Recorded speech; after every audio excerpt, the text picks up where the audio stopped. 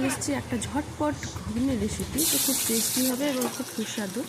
আমি ওদিকে হালকা নুন হলুদ দিয়ে মটরটাকে সেদ্ধ করে নিয়েছিলাম।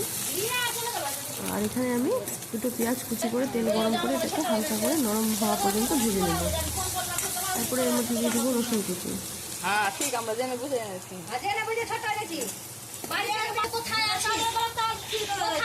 আমি এখানে 500 গ্রাম মটরের ঘুগনি নিয়েছিলাম।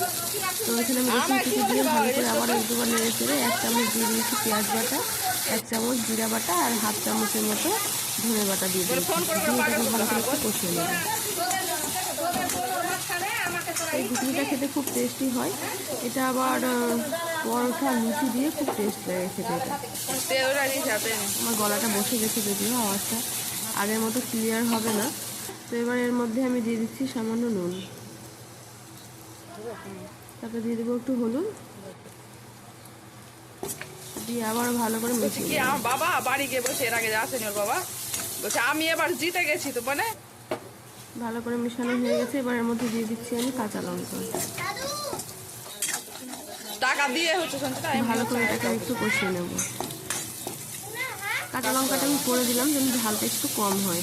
আগেই তেলে দিয়ে দিলে ভালো করে লঙ্কাটা ভেজে দিলে ঝাল প্রচুর হয়ে যাবে, তো বাচ্চারাও খাবে। তাই আমি এখনই দিয়ে দিচ্ছি কাঁচা লঙ্কা, যে যার মতো থালায় একটা একটা করে লঙ্কা নিয়ে কেটে কেটে খেতে পারবে। তারপরে দিয়ে দিয়েছি মিডিয়াম দুটো টমেটো। এটাকে গলে আসা পর্যন্ত ভালো করে একটু কষিয়ে নেব। তারপরে এর মধ্যে আমি একটা জিনিস দেবো, দেখো। এবার আমি এর মধ্যে দুটো ডিম ফাটিয়ে দিয়ে দেবো। ভালো করে দেখতে পাচ্ছ গলে গেছে। এবার আমি দুটো ডিম দিয়ে দিলাম ফাটিয়ে। এবার এটাকেও ভালো করে ভেজে নেব। আমি এর মধ্যে একটু সামান্য চিনি দিয়েছিলাম, সেটা আমি স্কিপ করে গেছি, দেখাতে পারিনি। এবার এটাকে ভালো করে আমি ভেজে নিচ্ছি।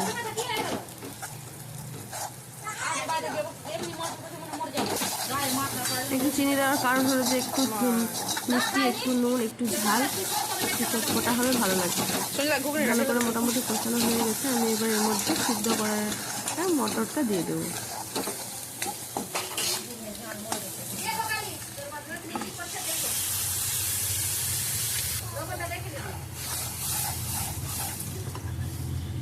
ভালো করে এবার এটা কুকারটা ধুয়ে আমি ওই জলটা দিয়ে দিলাম, দিয়ে এবার ভালো করে ফুটতে দেবো। তারপরে নামানোর সময় আমি এর মধ্যে কস্তুরি মেথি আর একটু চাট মশলা দিয়ে নামিয়ে নিয়েছিলাম। আমাদের ভিডিওটা আজ এই পর্যন্তই। আবার আসবো খুব তাড়াতাড়ি নেক্সট ভিডিও নিয়ে। সবাই ভালো থেকো, সুস্থ থেকো, আর ভালো লাগলে লাইক শেয়ার সাবস্ক্রাইব করে দিও।